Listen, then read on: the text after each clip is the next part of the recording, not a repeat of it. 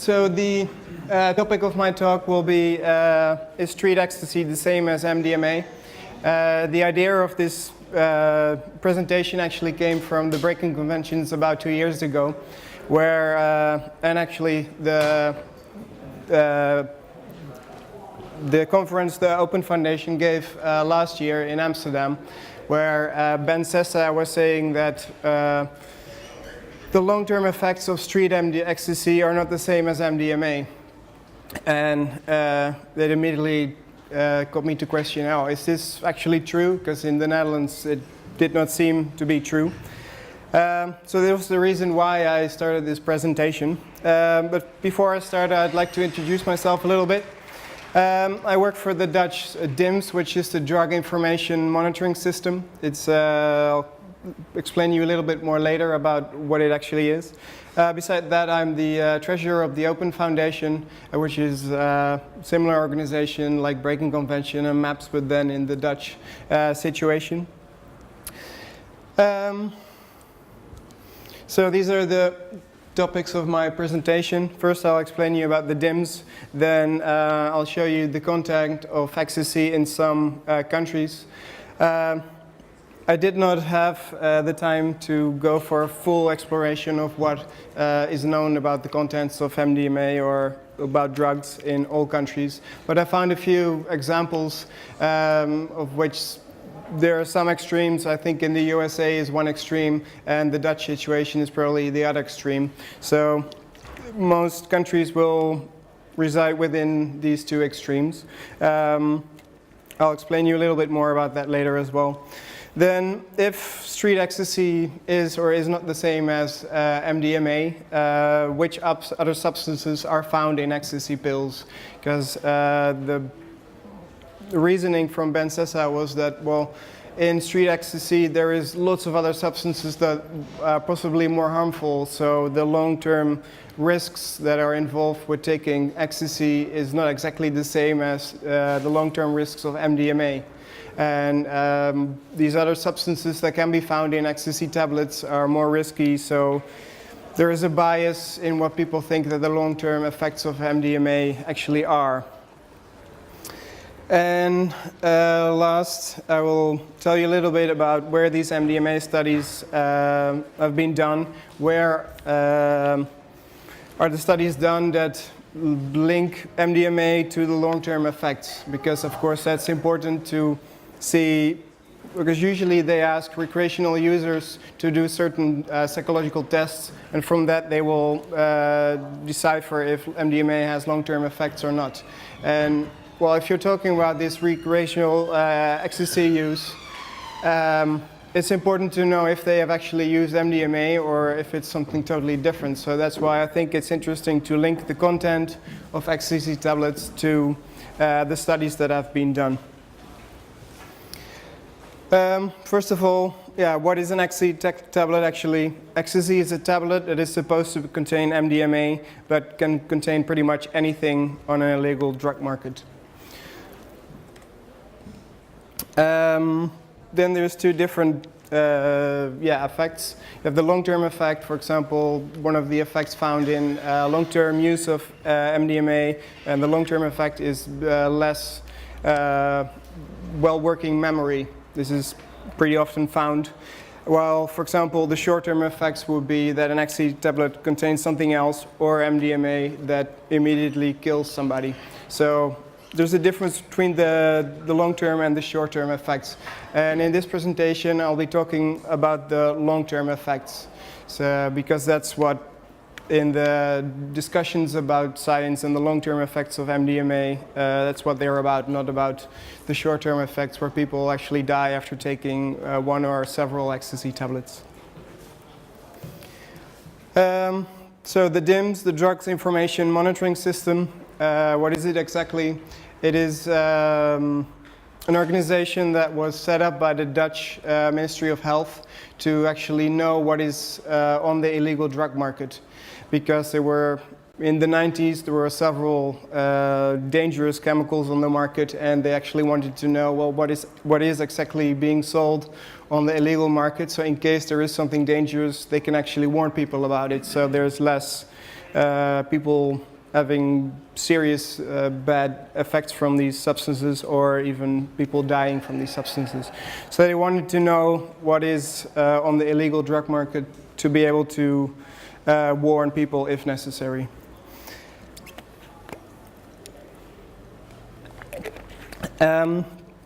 So basically to gain insight in the illegal drug market. And important as well is what kind of changes occur in this market. So which substances do people actually use, and what are the health risks involved in using these substances, and what are the prominent trends and changes in the drug markets. We do this by a network of about 32 different centers. These are basically points where people can go and hand in their drugs. So you can think of these as rooms where people can go, and it belongs to the addiction centers or a mental health center. So different places all over the Netherlands where you, as a recreational drug user, not as a producer or as a dealer, but only as a recreational drug user, you can go there and have your illegal drugs analyzed. So basically you go into one of these centers, there is a prevention worker that gives you a bit of explanation, if necessary, about the how to use these drugs or what the dangers are. You hand in your drugs, and a week later you can call the same service, or you can even drop by if you don't feel like calling, and you can actually get the results of the laboratory about what your drugs contain. So this is a pretty interesting service. There's a few other services all over Europe that have similar ways of working, but none of them actually have the same amount of samples we have per year. Over a year we analyze more than 10,000 samples, so that is quite a lot. So we really know quite well what is on the illegal drug market in the Netherlands. There is a bit of a bias though, because if you're a recreational drug user and you have, for example, tried an ecstasy tablet and it had exactly the effects that you wanted, well, you're not very likely to hand in your sample to know what's exactly inside. But if you have unexpected effects, you're more likely to go to these services and to see what's actually inside, what have you been taking. So there is a bit of a bias. Another thing that's a little bit biased is some tablets, they are really widespread on the market, and people talk about it on the internet, they talk to friends about it, so people already know what is inside these specific tablets. I'll have a few pictures later with some examples of which tablets are really specific, so people know which tablet they're talking about. Because some stamps, for example, like the Mitsubishi logo, it's used very, very often, so it's not clear anymore what's inside. But with some of the new stamps, it's so specific that other people can't really copy the same stamp or make the same tablet. So these widespread pills or tablets, they're not handed in as much as you would expect, so that's also a bit of a bias. Thus there's a bias towards tablets that do not actually contain MDMA. This is a graph of the contacts of MDMA over the years. It starts at 93 when the DIMS kind of started. Officially it started in 99, but other organizations were doing similar jobs before the DIMS started in 99. So as you can see, the lightest color is MDMA only tablets. So from 93 onwards, it's actually quite a lot. In 93, 85% of the tablets that were handed in were only MDMA.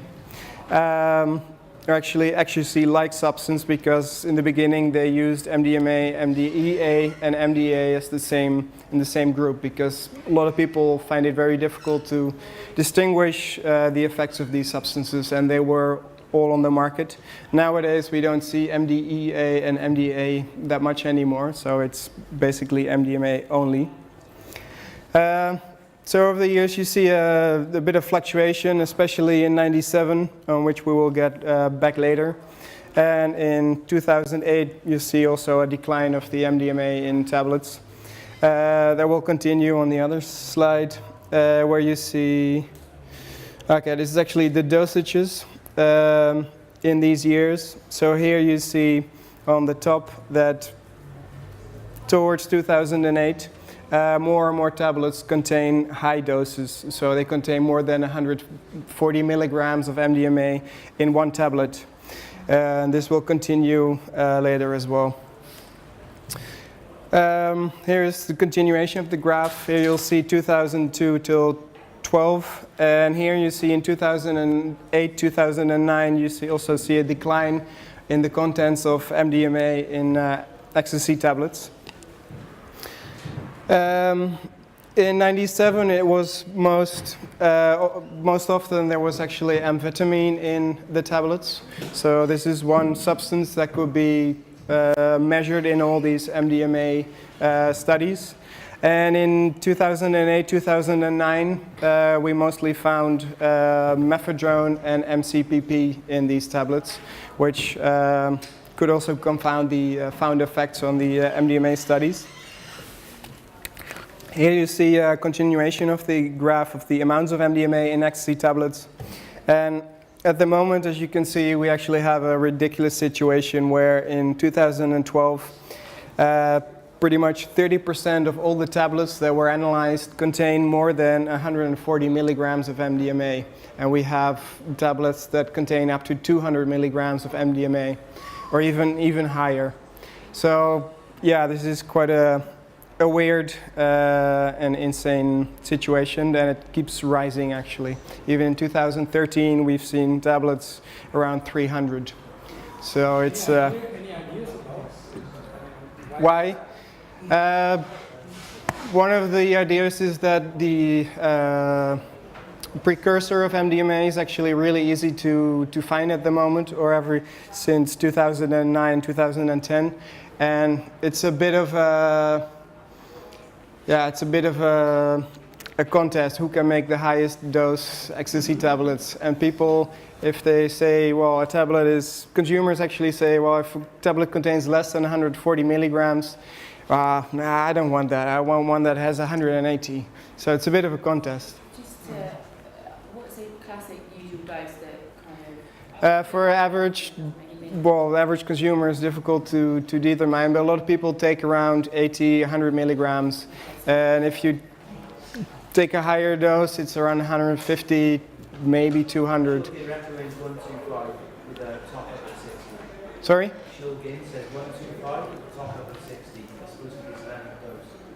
125? Yeah, 125 milligrams. Over 200 milligrams. 125. Ah, okay, yeah, so that's, yeah. Of course, it depends on how much you weigh, if you're used to taking MDMA or not, but around 100, 150 is the average dose. So if you have a tablet that is 200 milligrams and you're a little girl that weighs 50 kilos, it's, well, you can imagine what it looks like. Here's another graph, actually the one with the turned squares is the middle one, the black one is the most interesting one. These are, on average, a tablet contains more than 120 milligrams at the moment this is in the Netherlands, so it's definitely not all over the world, but this is just the Netherlands. So to round it up for the Dutch situation, over the years, between 8 and 55 of the tablets handed in contain substances besides MDMA. But mostly about 15 to 20%, which still means that 4 out of 5 tablets actually contain MDMA-like substance. So except for these two periods, in '97 there was mostly amphetamines in tablets, and in 2009 MCPP and methadone, on which I'll get back later. This is the USA situation, a lot of small numbers. I hope you can actually read it, or is it too small? Too small. Okay, in this case I can make it whatever I want. To sum it up, yeah, MDMA only goes from 96 to 2013. MDMA only is between 6 45, 11, 30, 15%, 24%. So roughly about a quarter of all the tablets actually contain only MDMA, which is quite a different situation than the Dutch situation. And MDMA plus something, which you could add on top of the other MDMA only, is around 15, but 15, 20, 35. So roughly between 30 and 50% contains actually MDMA, which is quite different than the 85% we had in the Netherlands. And a lot of other substances that they detect is some psychedelics like 2CB, dissociatives, stimulants like amphetamines, BZP, caffeine, cocaine, methamphetamine, ephedrine, MDPV recently, a lot of other chemicals.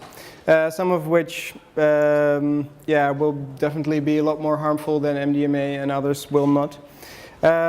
So this is what I would say, probably as an educated guess, the opposite of the Dutch situation. But even here you find, in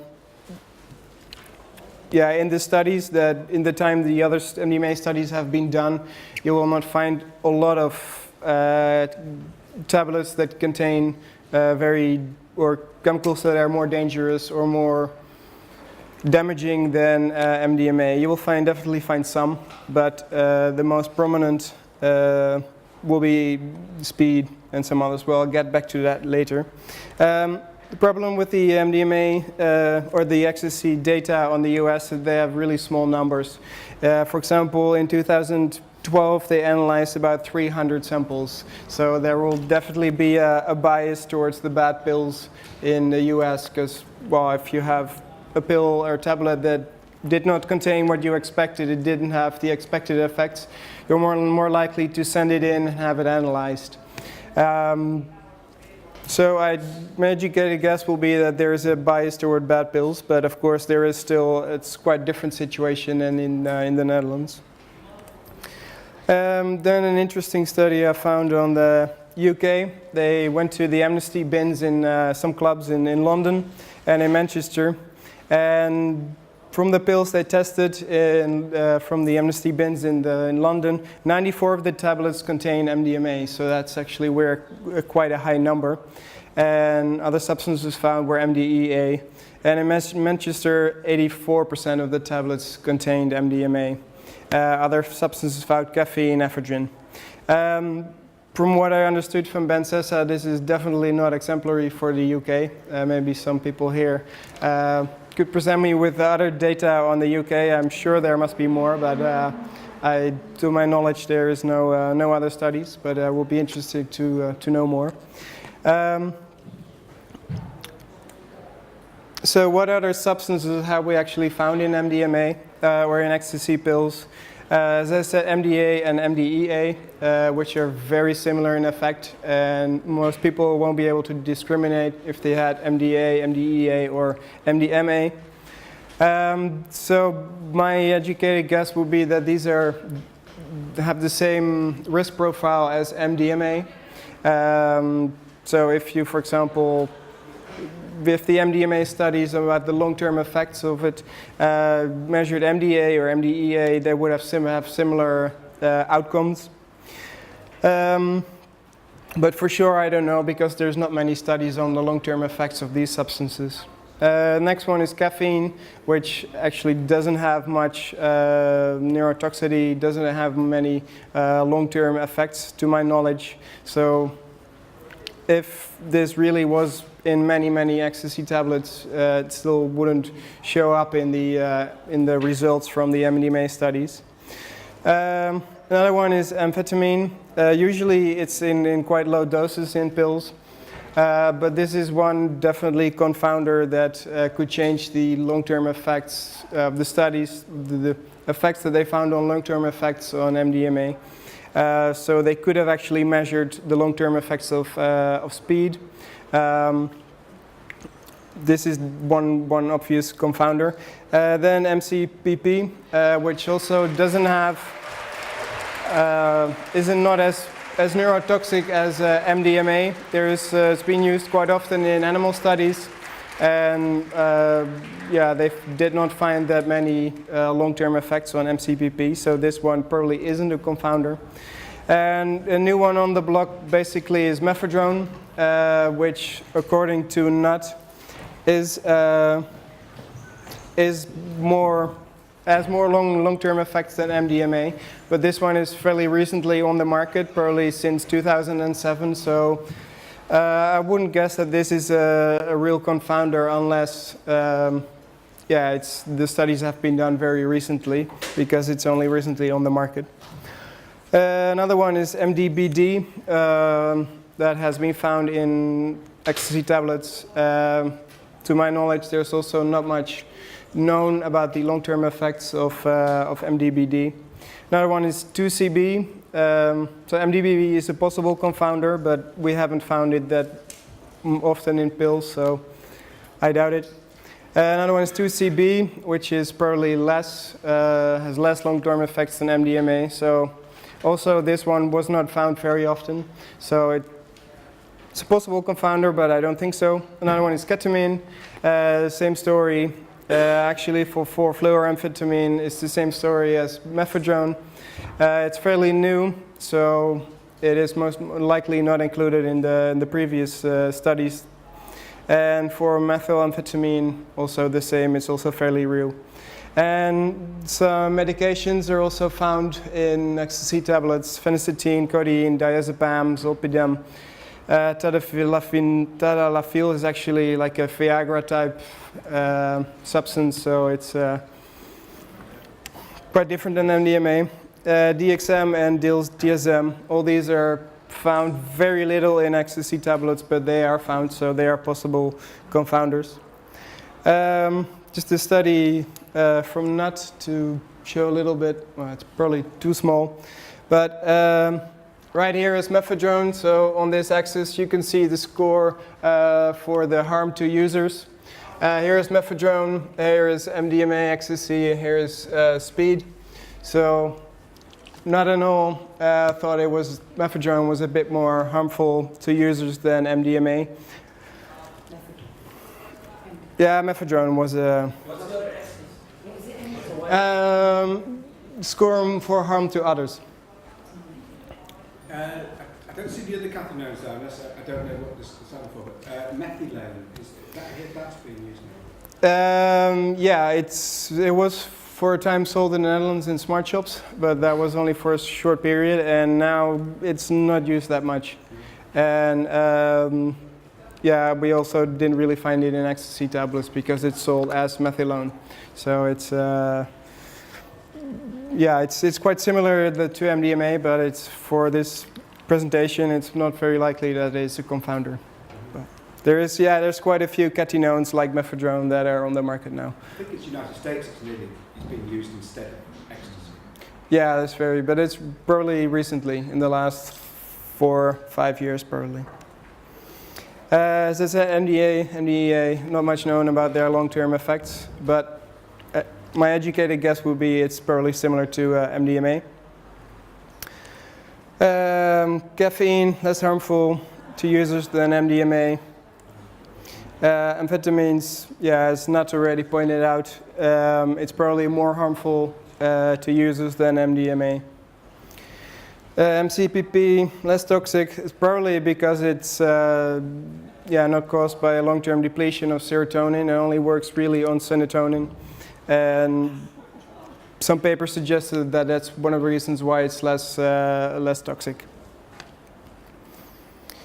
Methadone, fairly new, more harmful to users than MDMA according to NUT. So in which countries are these studies done? Quite a lot of them were done in the Netherlands, and some were done in Switzerland. Interestingly, they also have a drug testing system in Switzerland, but to my knowledge, I couldn't find any information on what the contents of these, their analyses were. So I know the people who do it, but I couldn't find any information. They didn't publish it on their site, so that's too bad that I did not have any info on the Switzerland situation. A lot of the studies were also done in the UK, some were done in the USA, and most likely other countries, but I had a look in the information on PubMed on some of the studies that were done, and most of them were done in these countries.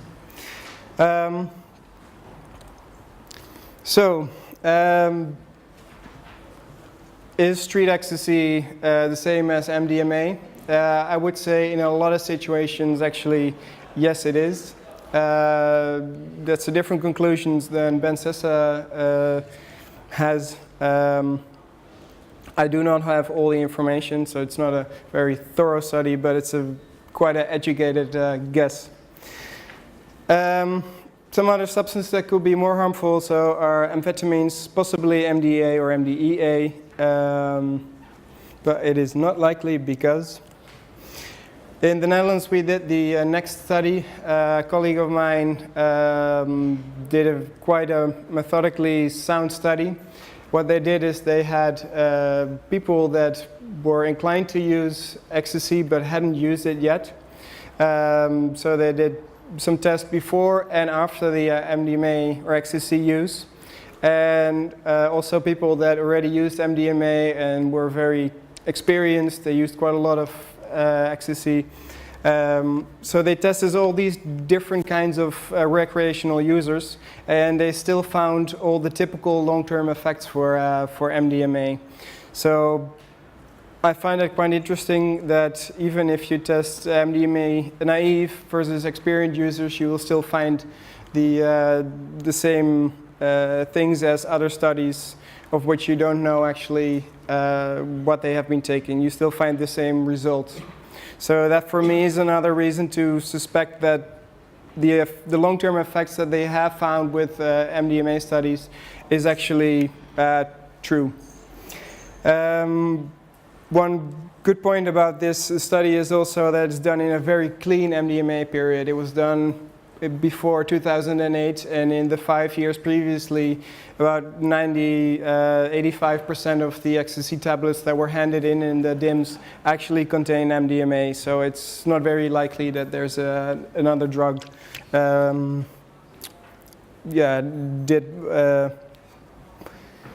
was the confounder. These are some examples of ecstasy tablets. Because it's a psychedelic congress, I actually have a little bit more information on LSD. We also analyze LSD for the DIMS, and we don't have that many samples. I'd say roughly about 100 samples a year. And so far, the LSD market has been very, very stable. So actually, LSD only contained LSD or nothing. But we didn't really find any other substances. Recently, we have found a lot. In 2012, 6% of the paper trips that were handed in did actually not contain any LSD, but they contained the N-bombs, 2CI or 2CB or any of the other N-bombs. Some of you might be familiar with these substances, but they're basically variations on different phenylethylamines. And these are really, really quite potent. And although they might be interesting in a psychedelic perspective, they can also be quite dangerous, and quite a lot of people have actually already died from taking these. So that's where the LSD market used to be clear and clean. Now, within the last 2 years, it is actually not, and even the LSD market is not sacred anymore. So back to this one. Thanks for your attention.